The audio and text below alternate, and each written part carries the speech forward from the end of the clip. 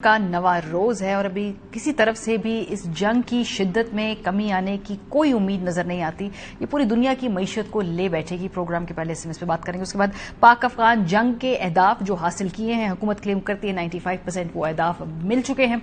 वो अहदाफ क्या है और क्या लॉन्ग टर्म डिप्लोमेसी की तरफ बढ़ रहा है मामला, इस पर भी बात करेंगे। आखिर में बानी PTI से डील की खबरें कुछ देर बाद दोबारा उठती हैं। हुकूमत की तरफ से तरदीद की जाती है, लेकिन फिर हुकूमत दोबारा भी इन खबरों को हवा देती है।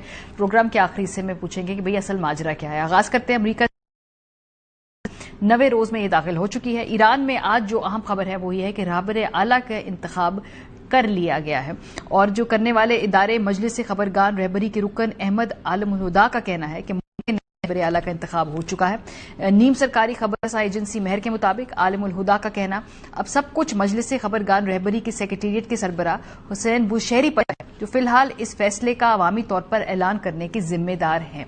वाज़ेह रहे कि गुज़श्ता रोज सख्त गिर उलमा ने ईरान की रहनुमाई में मदद के लिए नए सुप्रीम लीडर के फौरी इंतखाब का मुतालबा किया था। जराये के मुताबिक ईरान के नए सुप्रीम लीडर के लिए मुश्तबा खामनाई के नाम पर इत्तफाक हो गया है, तहम अभी तक हतमी बात नहीं की। दूसरी जानिब सोशल पर इसराइली फौज के फारसी जुबान के अकाउंट से जारी बयान में कहा गया कि कई दहाइयों में पहली मर्तबा कुम शहर में ईरान की मजलिस खबरगार रहबरी का इजलास होने जा रहा है। हम आपको बताना चाहते हैं कि रियासत इसराइल न सिर्फ हर जानशीन बल्कि हर उस शख्स का पीछा करता रहेगा जो जानशीन मुकर्रर करना चाहता है। हम इन तमाम लोगों को खबरदार करते हैं जो जानशीन के इंतखाब के इजलास में शिरकत का इरादा रखते हैं कि हम आप भी निशाना बनाने से नहीं हिचकिचाएंगे। ये एक इंतबाह है।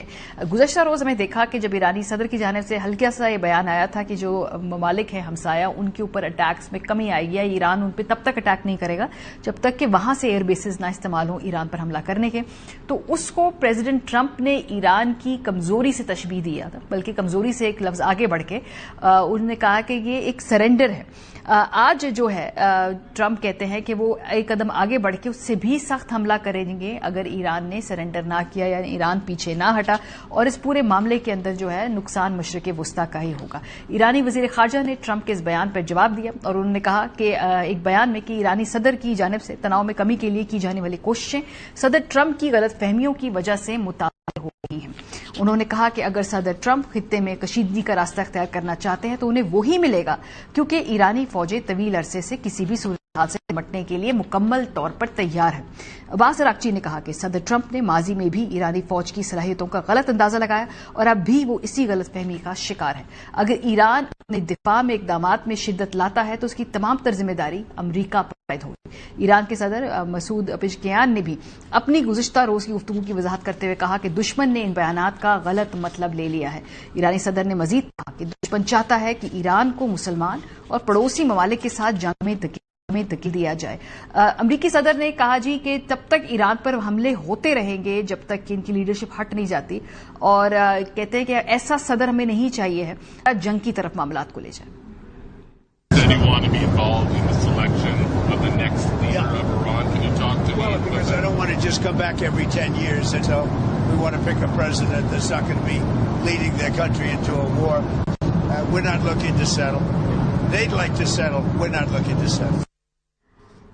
अमरीका की 18 इंटेलिजेंस एजेंसियां हैं। हालांकि इस हमले से पहले उन्होंने ये रिपोर्ट व्हाइट हाउस को सबमिट की थी कि ईरान पर बड़े पैमाने पर जब हमले होंगे तो उसमें रिजीम चेंज मुमकिन नहीं।